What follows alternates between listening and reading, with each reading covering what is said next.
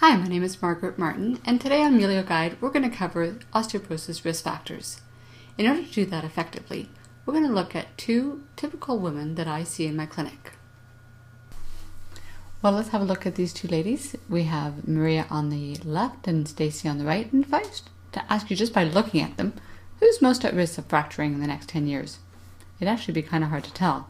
So we'll look more closely into their life history, and that'll give us a little more insight into their bone health. So, Maria's Hispanic. She's been a nurse most of her life. She lives in New Mexico. And in that one sentence, there's a lot packed in there. The fact that she's Hispanic is one of the demographics of individuals who have better bone health. Nursing profession is fairly active, so that's very positive. And the fact that she lives in New Mexico means that she has more exposure to the sunlight than most of us living in northern states, and as a result she has higher levels of vitamin D in her bloodstream and better calcium absorption, so that's a real plus for her. She has no family history of fracture, and genetics does play a strong role in the health of your bones, and so for Maria that's a positive. Maria enjoys brisk walking and lifting weights, and brisk walking, when they look at numerous studies, has been shown to have a positive correlation with the bone density of her hips, and weightlifting has a very strong correlation with the overall bone mineral density. And we will discuss both of those things in a later tutorial. Maria only weighs 117 pounds. She's slim. She's 15% less than she was at the age of 25. And, when I ask my clients, is that a problem? Is that a positive, a negative in regards to her bone health? A lot of people don't know.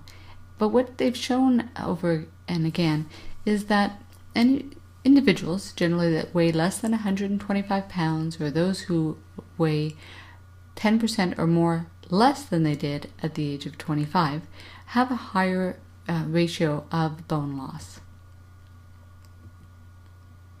Maria's also 15 years postmenopausal, and so she's gone through the most bone depletion years of her life in regards to menopause and loss of estrogen. Stacy, on the other hand, is premenopausal in her early 50s, so she still has estrogen working in her favor. She's a Caucasian marathon runner living in Canada.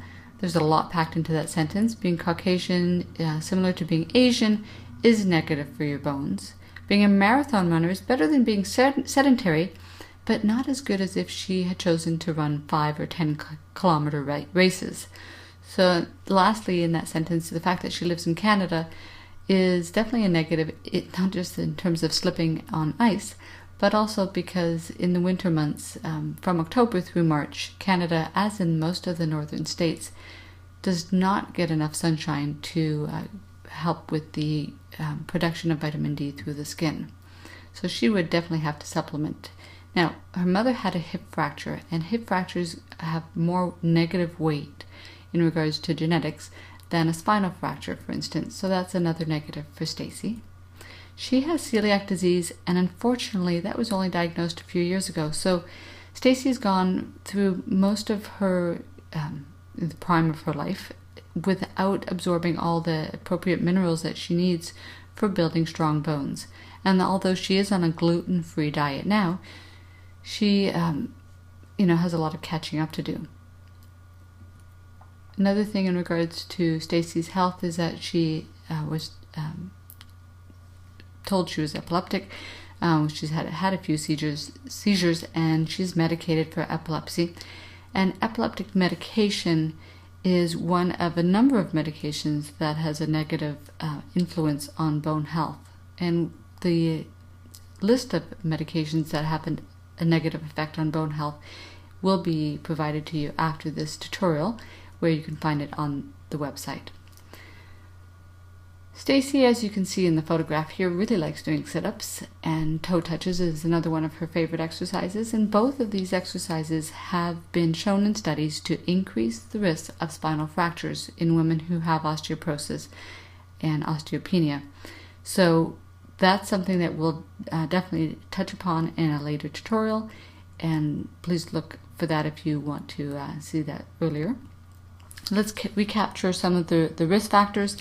And in covering both of these ladies, that was the reason for choosing women, was that women do have almost twice the incidence of osteoporosis than men do.